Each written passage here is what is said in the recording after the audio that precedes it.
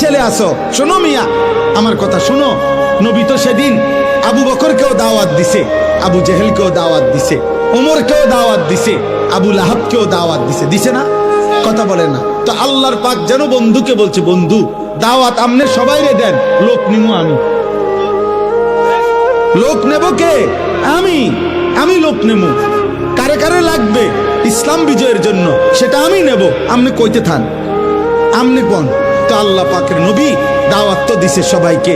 আর শাজিমের মালিক বলছে, আবু বকরকে নিলাম, আবু জেহেলকে নিলাম না, ওমরকে নিলাম, আবু লাহাবকে নিলাম না, ওসমানকে নিলাম, উতবাকে নিলাম না, আলীকে নিলাম, শাইবাকে নিলাম না।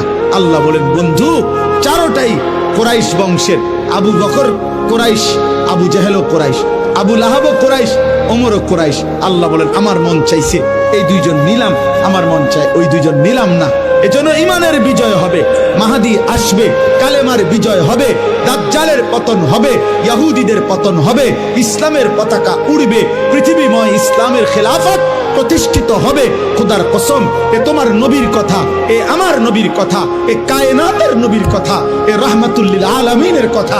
তিনি বলছেন, যদি ইসরাফিল ফু দিতে আর একদিনও বাকি থাকে, তবুও উম্মত মনে রাখো, আমি রসুল বলে গেলাম, মাহাদি আসবে, দাজ্জাল প্রকাশ পাবে, মাহাদি তাকে হত্যা করবে, আর কালেমার পতাকা পৃথিবীময় উড়বে।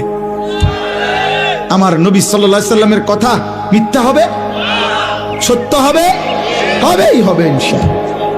হয়তো তুমি কামে লাগলা না রে, ইসলামের বিজয় হবে যেদিন, হয়তো তুমি সেদিনও বেড়ি চাও, তুমি নর্তকী দেখবা রে, তোমার মতো আর কামলারে নিল না রে, তোমার মতো চরিত্রহীন রে নিল না আর কি, তোমার মতো নারী লোভীরে নিল না আর কি, তোমার মতো নেশাখোর জুয়াখোর রে নিল না আর কি।